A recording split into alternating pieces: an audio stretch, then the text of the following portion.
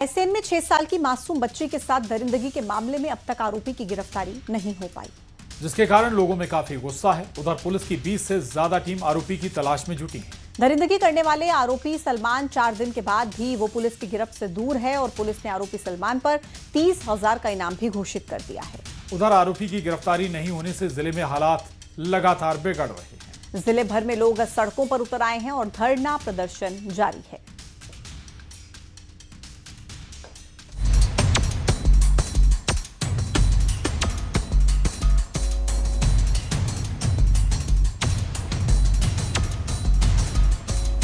रायसेन में एक मासूम से दरिंदगी के मामले ने तूल पकड़ लिया है।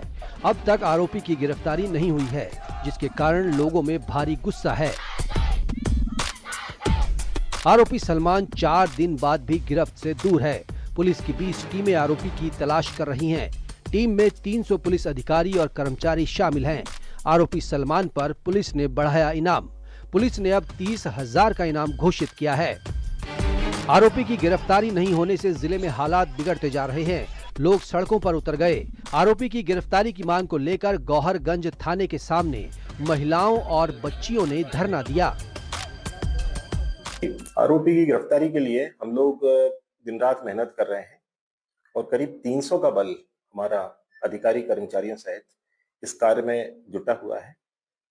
करीब 20 के लगभग टीमें हमारी इस समय कार्य कर रही हैं और हमारा प्रयास है कि वो जल्दी से जल्दी हमें मिल जाए। निश्चित ही इसमें सफलता हमें मिलेगी। इसके लिए हमने उस पर 30,000 रुपए का इनाम आईजी महोदय की तरफ से घोषित करवाया है और इसके पंपलेट और पोस्टर वगैरह छपवा के गांव-गांव में वितरित किए गए हैं। फिलहाल पुलिस की ओर से आरोपी की तलाश की जा रही है। मस्जिदों में सर्च ऑपरेशन चलाया जा रहा है। अब देखना होगा कब तक आरोपी को पुलिस गिरफ्तार कर पाती है। रायसेन से दिनेश यादव की रिपोर्ट, न्यूज़ 18। और खबर ग्वालियर से, जहां जीआरएमसी में एमबीबीएस फर्स्ट ईयर के छात्र की संदिग्ध हालत में मौत के बाद कॉल डिटेल रिकॉर्ड से बड़ा खुलासा हुआ है। सीडीआर से पता चला है कि छात्र ने हॉस्टल की 4थी मंजिल से छत से गिरने से ठीक पहले अपनी गर्लफ्रेंड से बात की थी और ये लड़की उसके ही गांव की है। और मेडिकल कॉलेज में फर्स्ट ईयर की छात्रा भी है वो। सीडीआर में यह भी सामने आया है कि परिवार से बातचीत के अलावा यशराज की सबसे ज्यादा बातचीत इसी नंबर पर होती। अब पुलिस इस छात्रा से भी पूछताछ कर रही है। फिलहाल उसने मृतक से सिर्फ सामान्य बातचीत होने की बात कही है।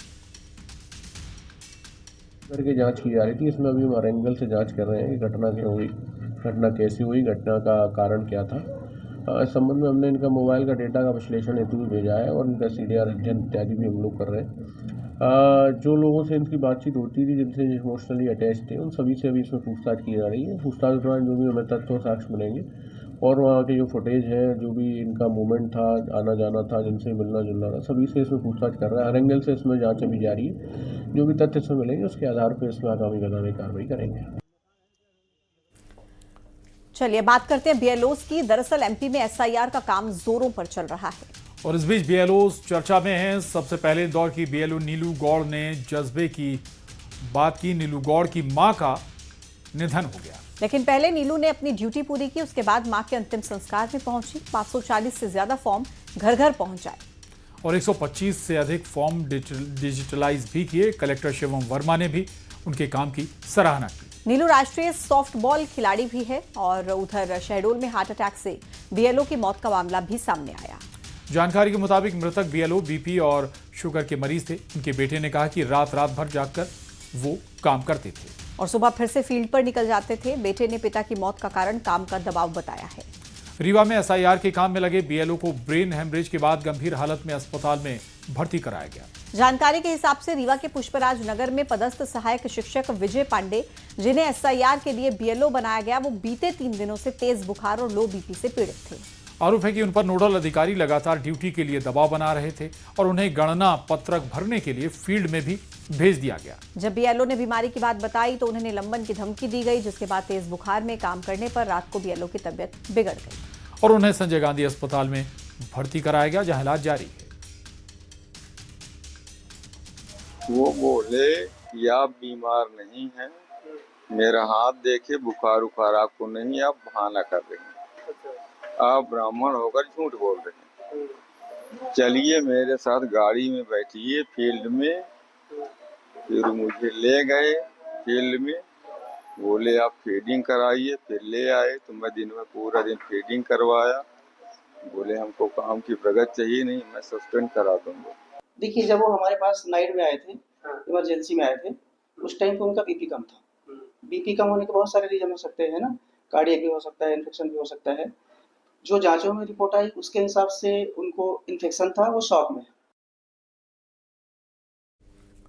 और अब बात किसानों की। एक बार फिर खाद को लेकर किसानों का प्रदर्शन देखने को मिला है। उज्जैन में मंडी के बाहर किसानों ने प्रदर्शन किया। बताया जा रहा है कि किसानों को खाद नहीं मिली, जिससे नाराज होकर उन्होंने विरोध शुरू किया।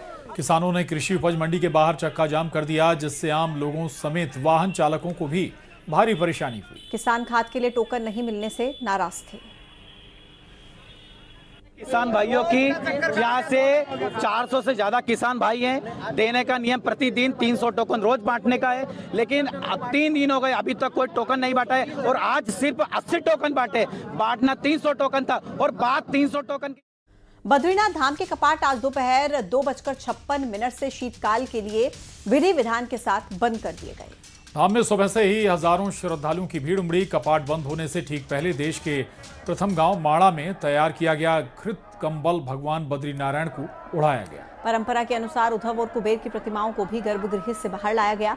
शीतकालीन प्रवास के दौरान भक्त अब भगवान बद्रीनाथ के दर्शन पांडुकेश्वर स्थित योग ध्यान बद्री में कर सकेंगे।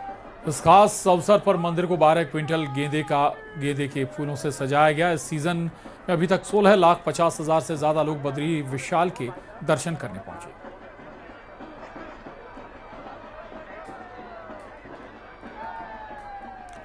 ये 2 तस्वीरें आपके टीवी स्क्रीन पर बद्रीनाथ से।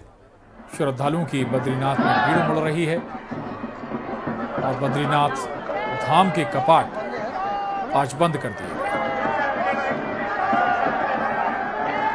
और इसी के साथ 5 की आंच में इतना है। अब बने रहिए न्यूज़ 18 के साथ।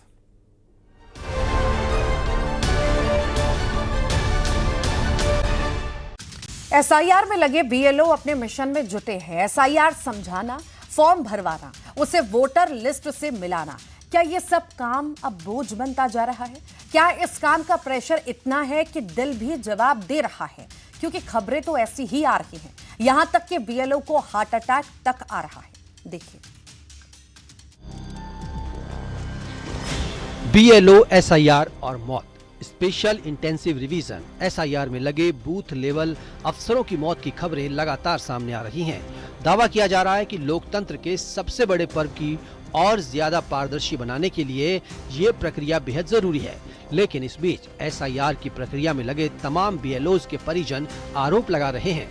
प्रक्रिया को जल्द पूरा करने के लिए उन पर काम का दबाव ज्यादा है, जिसके चलते उनकी तबीयत बिगड़ रही है। एक बार फिर शहडोल और रीवा में ऐसे ही मामले सामने आए हैं, जहां शहडोल में हार्ट अटैक से बीएलओ की मौत का मामला सामने आया है। बता दें कि मृतक 54 साल के शिक्षक मनीराम को पतेरिया टोला में एसआईआर के काम में लगाया गया था। रीवा में एसआईआर के काम में लगे बीएलओ को ब्रेन हेमरेज के बाद गंभीर हालत में अस्पताल में भर्ती कराया गया। दोनों मामलों में परिजनों ने उन पर काम का ज्यादा दबाव बनाने का आरोप लगाया है। सर प्रेशर था काम का बहुत ज़्यादा, बीएलओ में थे तो हार्ट अटैक आया था उनको। क्या कार्य कर रहे थे?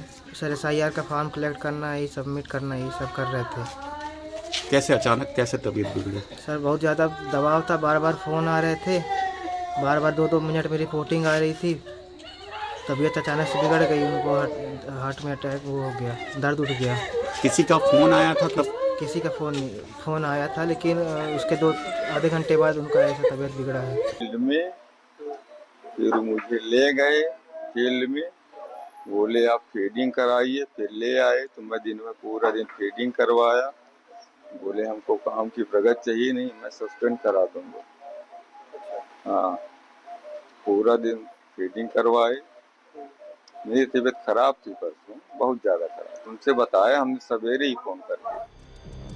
जहां एक तरफ एसआईआर को तमाम बीएलओज की तबीयत और मौत का कारण बताया जा रहा है, तो इधर इंदौर में बीएलओ नीलू गौड़ का जज्बा देखकर कलेक्टर तक उनकी सराहना कर रहे हैं। अपनी मां के निधन के बावजूद उन्होंने अंतिम संस्कार से पहले एसआईआर का काम पूरा किया।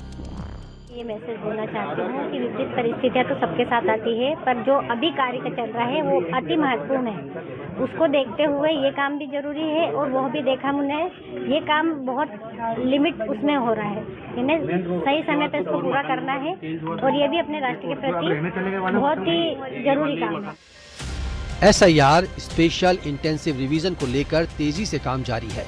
एक तरफ सरकार का दावा है कि